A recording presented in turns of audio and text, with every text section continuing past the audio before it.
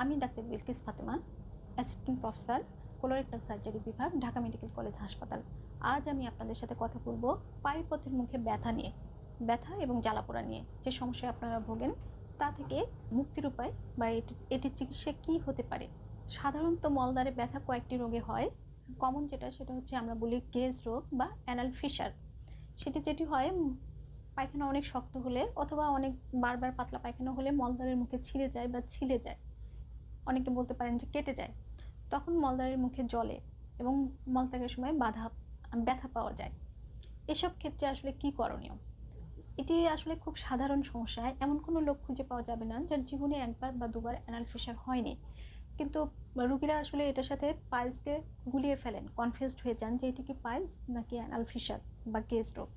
Gauge রোগে বেশিরভাগ ক্ষেত্রে আসলে অপারেশন লাগে না, ঘরোয়া চিকিৎসাতেই এটি বেশিরভাগ ক্ষেত্রে ভালো হয়ে যায়, প্রায় 100 জনের মধ্যে 90 জনেরই।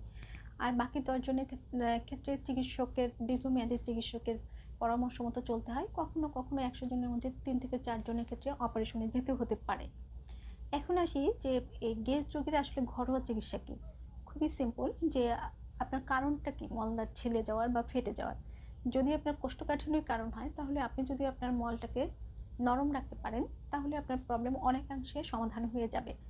বেশিরভাগ ক্ষেত্রে দেখা যাচ্ছে যে সবজি বেশি করে একটু, যে পরিমাণ পানি খেতেন তার চেয়ে একটু পানি বাড়িয়ে দেন, বেশি করে একটু সবজি খান, আঁশযুক্ত খাবার যেগুলো, তার সাথে একটু দুধ, তারপরে কলা, বিশেষ করে সাগর কলা, মধু, এই টুকটাক এসবগুলোর ভুসি, এসবগুলো একটি কথা মনে রাখবেন, এসবগুলোর ভুসি খেলে আপনাকে আরও বেশি, তার জন্য অন্তত আরও 1 থেকে 2 গ্লাস তরল খাবার বেশি খেতে হবে। কারণ এসবগুলোর ভুসির কাজই হচ্ছে শরীর থেকে পানি টেনে নিয়ে মল তৈরি করা।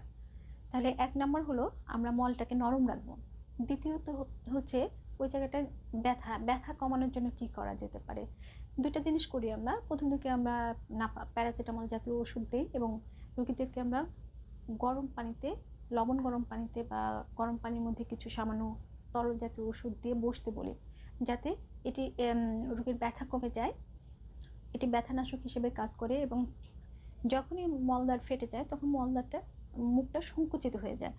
গরম পানিতে বসলে যেটা হয় ওটা কিছুটা রিল্যাক্স হয়, রোগীর ব্যথাটাও কমে যায় এবং ওই ক্ষত জায়গায় রক্ত প্রবাহ বাড়ে, যার কারণে ক্ষতটা শুকাইতে হেল্প করে এটি।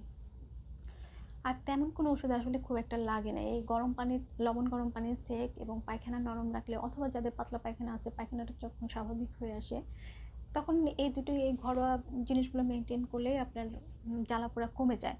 কিন্তু আসলে আপনাকে বুঝতে হবে যে এটা কি সিম্পল অ্যানাল ফিশার, নাকি এটা ফোড়া হয়েছে, নাকি পাইলস জটিল আকার ধারণ করেছে, নাকি আপনার ক্যান্সার হয়েছে। সেগুলো বুঝতে হলে আসলে আপনাকে ডাক্তারের শরণাপন্ন হতে হবে। আপনি আপনার নিকটস্থ ডাক্তারের কাছে যান, ডাক্তার দেখে আপনাকে বলতে পারবে যে এটি কি আপনার সামান্য গেজ রোগ, তাহলে আপনি ঘরোয়া চিকিৎসাতে চলে যেতে পারবেন। যদি বলে যে না এটি আপনার ফোড়া হয়েছে, তাহলে সেই অনুযায়ী ডাক্তার আপনাকে চিকিৎসা প্রদান করবে। আসলে ঘরোয়া চিকিৎসা আছে, বাট সিদ্ধান্তটা আসলে নিজে না নেওয়াই ভালো। চিকিৎসকের পরামর্শ নিয়ে চিকিৎসাটা শুরু করা ভালো। ধন্যবাদ।